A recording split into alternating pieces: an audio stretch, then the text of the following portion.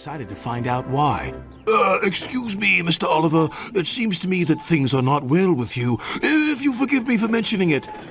You're quite right, Toad. All I do is shunt these freight cars onto the turntable. I long for a nice run.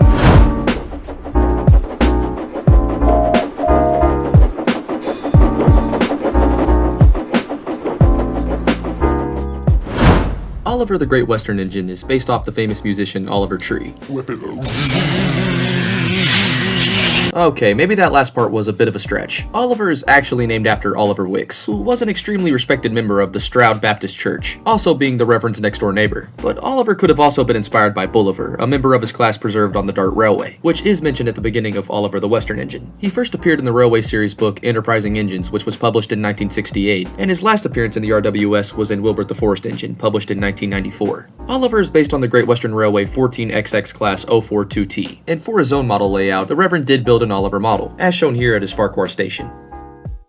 While in the Railway series his number was 1436, in the television series he was given the number 11 when he was introduced in the TV series in the 3rd season, following the events of Escape. Oliver's TV model is a bit different from the others, as the model itself was custom built from brass, being built by model makers Peter Reeves and Jeremy King. He will be painted in a glossy car body paint, while the numbers and the GWR logo were custom cut vinyl stickers. Just like the others, however, his chassis was sourced from a Gauge 1 locomotive made by Markland, that being the BR-78, but modified, while the buffers, coupling frame, and brake pipes were made by 10 Mile, and his AC motor will be replaced with a DC motor to allow for easier running and maintenance. 7 different facial expressions would be sculpted for Oliver and all used on screen. The faces were first sculpted in clay, and from that resin casts were made using a silicone mold. One of Oliver's faces is currently owned by Twitter user Tom's Props, that being his angry face mask. Oliver would also be seen with a lamp in the 5th season, that being the episode Oliver's Find, and the lamp itself was powered by a hidden battery pack inside of his body, much like how the other models were. And while some engines weren't as lucky, Oliver's television series model is now on display at the Hara Model Railway Museum, and is currently wearing his content face. The same model was previously on display at Nitrogen Studios, alongside the Arry and Burt models, and I can't help but wonder if those two were lonely with Oliver now gone, or maybe they're all just happy that they didn't end up in Drayton Manor. And yeah, I can agree with that. Just like most of the other engines, Oliver did have a close-up model built for him, but again was only ever really used in Oliver's Find. It would also be used for close-up whistle shots, where smoke would emit from the whistle when required, but the model itself was not complete, and only portions of the cab would end up being built. This was made so Oliver could interact with the close-up scale figures.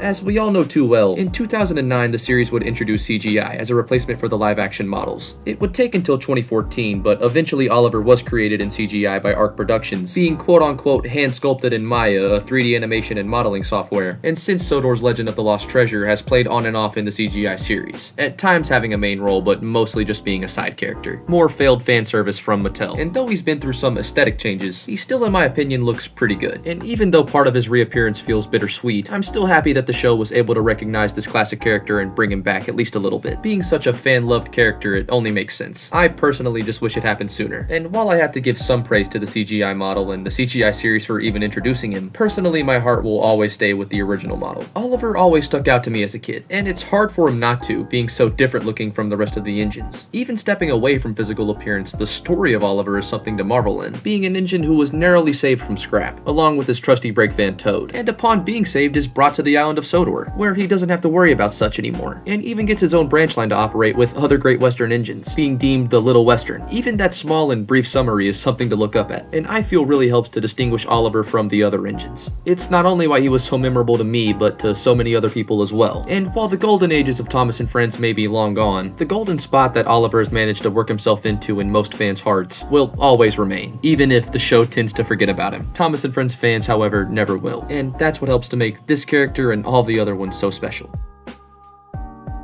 But real quick before I go, look at this RWS illustration. Who the fuck thought this was cool?